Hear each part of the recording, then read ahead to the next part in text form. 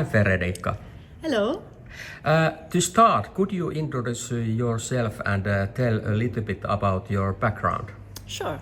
Well, as you know, I'm Federica Miano. I'm Secretary General of Eurofuel, the European Liquid Heating Fuels Association. I joined Eurofuel almost 2 years ago, February 2024. And well, I'm Italian. Just to give you an overview of myself, I'm Italian. I come from Sicily, Catania, where I studied at university, political science, international relations, and European studies. And then I did an in-depth master degree in political administration at the University of Bruges. And then I started, my career in Belgium. Before joining Eurofuel, I worked for 10 years, almost 10 years, in commercial real estate sector, doing public affairs, of course. Yeah. What is your role at Eurofuel and what does your work typically involve? So, as said before, I'm Secretary General of Eurofuel. So my role involves being, I would say, a bridge, being, a link between policymakers from one side and Eurofuel members from the other side. In terms, of course, of communication. So me as Eurofuel, I communicate both externally, so with policymakers, so people from the European Commission, the European Parliament, to the Council, as well as with our members, with Eurofuel members, so in ensuring the internal communication and make sure that policymakers' ideas and industry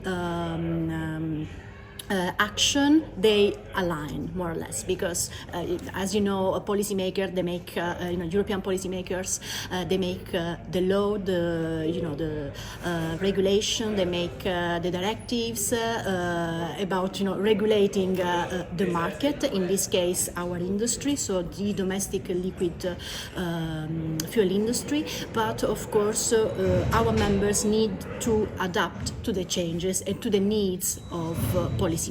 So that's basically my role, to ensure that they understand each other and we can find a common ground and a compromise on that. Yeah. For this who not be familiar with Eurofuels, could you explain what the organization does and who is part of it? Sure.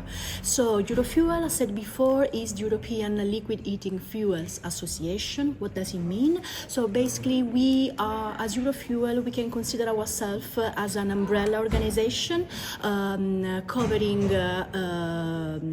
liquid fuels for domestic heating. So we concentrate in the domestic, I would say, side of the heating industry.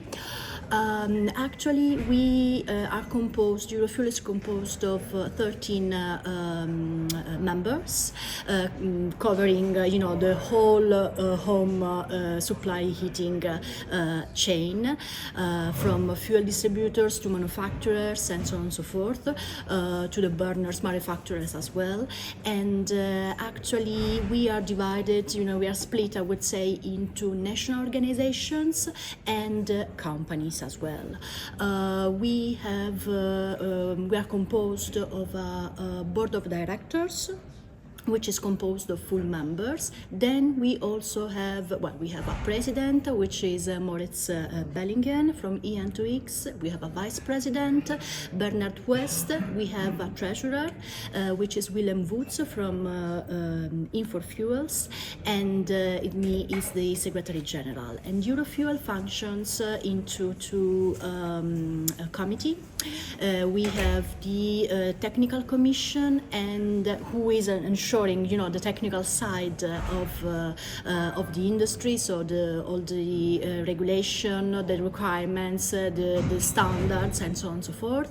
And on the other side, we have the PR commission, so the public relation commission. So ensuring all the communication, both external and internal, are up to date and to the point. Yeah, okay. Why is Eurofuel's work important in today's energy landscape? So basically, we are, as said before, we are the bridge. We are the link between policymakers from one side and our members, meaning the industry, the domestic liquid fuels industry from the other side. So we are actually important because through our members, we promote technology neutrality. So a couple of important points, which is technology neutrality. So ensuring that liquid fuels for the renewable liquid fuels are part of the solution and not of the problem. We support, of course, the energy security, but also we drive innovation.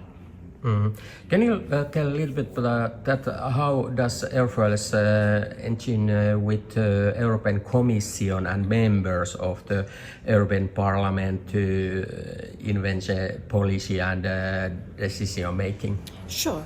So basically, I can explain you my daily work while at Eurofuel, how I can engage with policymakers. So basically, the first contact with policymakers that we have is once you have a new policymaker in place, then you actually introduce yourself via email, and then you follow up with a one-to-one introduction meeting to explain the role of the industry and what we do, how we do, and why we do it, of course. So actually we provide policymakers with solutions to common problems, which is for the moment the decarbonization, and to reach, of course, the greenhouse gas emission targets. Of course, we offer solutions to policymakers, which are, smart solutions, so technology neutrality, security of supply, hybrids, innovation. And what is important is that, of course, as Eurofuel, we reply, of course, to public consultation that the European Commission may launch. Public consultation, call for evidence. It's in a written form, of course. So we reply to this public consultation, but as an industry, we besides replying to the public consultation, we also consult, with ad hoc meeting with policymakers. We make sure that, the industry, the voice of the industry is heard.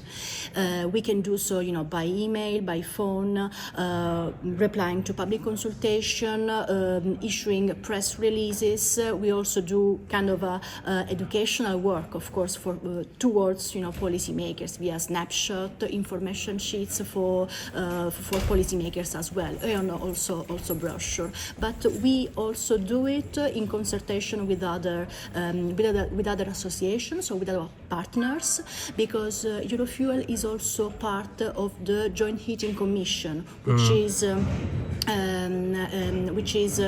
I would say, again, a platform, I would say, for sharing information, best practices on the industry, and issues that the industry may face. And it is composed of 4 associations, so Eurofuel, Fuels Europe, ECFD, and EPAY, so the supplier, fuel supplier.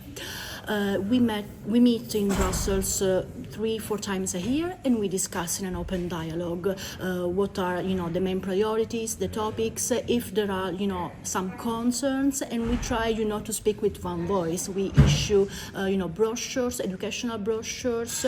We do events, and we also reply to consultation responses. What role do renewable liquid fuels play in the energy translation from Eurofuel's perspective? I think the oil heating actually will, the oil heating industry, will gradually evolve, but will not disappear. Of course, how we can do it through modernization, of course, so modernizing existing oil-fired appliances, oil-fired equipment. So transitioning from fossil part through the renewable without replacing the existing boiler.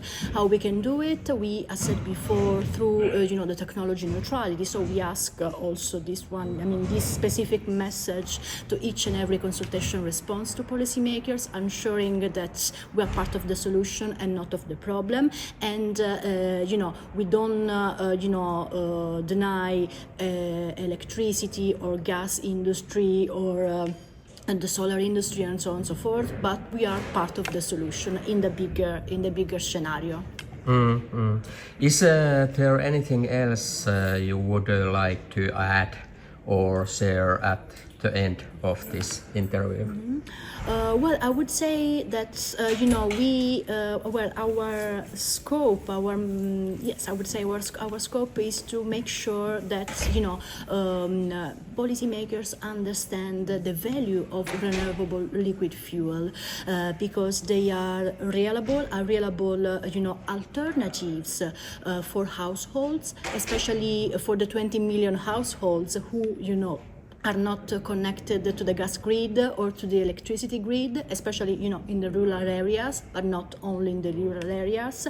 So we make sure policymakers understand that renewable liquid fuels are, as said before, a reliable alternative. They are easy to transport and store, and they are, I would say, a flexible option because you can combine, with an